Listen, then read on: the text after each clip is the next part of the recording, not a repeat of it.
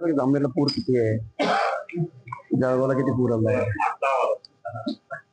राज्यात एक प्रकार समोर आलेला आहे. आता जावई पुण्यामध्ये देव पार्टी सुरू होती आणि त्या ठिकाणी ते पोलिसांनी छापा मारला, तिथे त्यांना ताब्यात घेतलेला आहे. आपल्याकडे काय माहिती आहे? माझ्याकडे या संदर्भातली खरं म्हणजे कुठली माहिती नाही. मी सकाळी म्हणजे काल मी पंढरपूरला होतो. 6,000 आमच्याकडचे वारकरी बस घेऊन मी माझ्या मतदारसंघातले पंढरपूरला आलेलो होतो आणि मी पहाटे पहाटे या ठिकाणी पोहोचलो. त्यामुळे मी झोपलेलो होतो. पण मला सकाळी आपल्या प्रेसच्या माध्यमातून फोन वाजत होते माझे. मी म्हटलं एवढे फोन काय येत आहेत, आणि ते बघितलं आणि नंतर मी आपला TV सुरू केला आणि त्यात मला ही बातमी त्या ठिकाणी कळालेली. आमचे नेते आदरणीय नाथाभाऊ यांचे जावाई या रेव पार्टीत होते आणि नंतर मला बातमी हेच आयोजक होते पार्टीचे असं मला त्या ठिकाणी कळलं. त्याच्यामध्ये मोठ्या प्रमाणात अंमली पदार्थ असतील, हुक्का, दारू असे सगळे पदार्थ त्या ठिकाणी मिळून आलेले आहेत आणि पोलिसांनी त्यांना ताब्यात घेतलेलं आहे. हे मी चॅनलच्या माध्यमातून बघितलं. अजून माझा तिथल्या पोलिसांचे काही संपर्क अजून झालेला नाही, पण डिटेल माहिती आपल्या चॅनलच्या माध्यमातून मला त्या ठिकाणी मिळालेली. नाही, 5 महिला होत्या, 3 महिला होत्या, याच्याबद्दल मला काही कुठली माहिती नाही. खरं म्हणजे संबंधित तपास अधिकारी कोण आहेत काय मला माहित नाही, पण तपास केल्यावरच हे समोर येईल की 5 महिला होत्या का 3 होत्या, याच्यामध्ये कोण पळालं, कोणी पलायन केलं आता सांगणं मला अशक्य आहे. पण पार्टी सुरू होती घेतला आपण सांगता आहात आणि असे सगळे नवशक पदार्थ म्हणजे तिथे सगळे अंमली पदार्थ असतील, हुक्क्याचा बार लावलेला होता, दारूच्या बाटल्या सापडलेल्या आहेत, अजून काही गोष्टी त्या ठिकाणी सापडलेल्या आहेत. मला वाटतं की तपासाचा हा भाग आहे.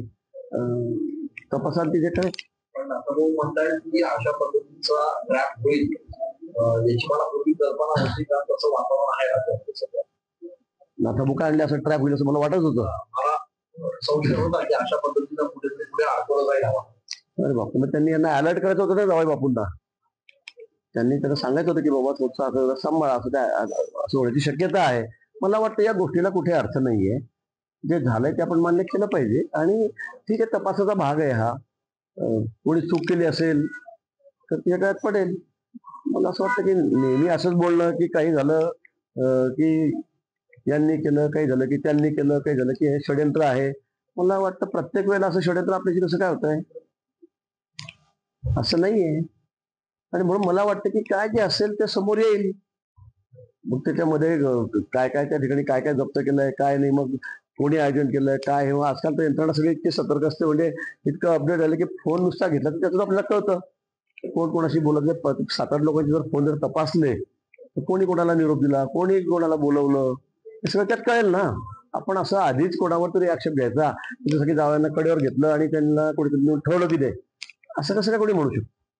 त्यांच्या शब्दात कुभांड रचलं जाते, कुभांड रचलं जात आहे त्यांच्या शब्दात. आता तुम्हीच बघा काय कुभांड आहे काय. तर मला तर काही माहिती, कारण मी बोललो तर कोणाला त्यांना अजून असं वाटेल की बाबा एक मुद्दाम चाललंय की काय. पण आता जावायला कसं होतं की लहान मुलं नाही ना की त्याला उचलून घेऊन गेलं रात्री 3 वाजता 4 वाजता.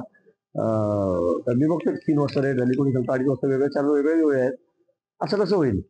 पण तरी पण मला काही त्या संदर्भामध्ये मला काही म्हणणं नाहीये. पण या संदर्भामध्ये मला वाटतं चौकशी झाली पाहिजे आणि जे काही दोषी असतील त्यांच्यावर कारवाई झाली पाहिजे.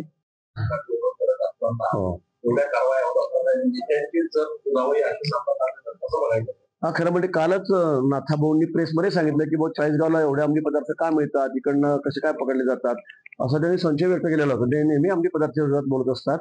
पण आता त्यांचे जावईच हे सगळं चालवत आहेत, सगळा उद्योग हे आज मला वाटतं या ठिकाणी समोर आलेला आहे. खरं म्हणजे आता हा विषय थोडा तपासाचाही आहे. नेमकं काय झालं काय नाही आज सांगता येणार नाही, नक्की सांगता येणार नाही. पण मला वाटतं पोलीस या बाबतीमध्ये तपास करत असतीलच, कारण मोठी बातमी आहे, मोठा विषय आहे. रेव पार्टीचा विषय तर कुठे असला तरी तो मोठा होतोच. त्यामुळे मला असं वाटतं की तपासाअंती त्यामुळे काय काय घडलं काय काय नाही हे समोर येईल.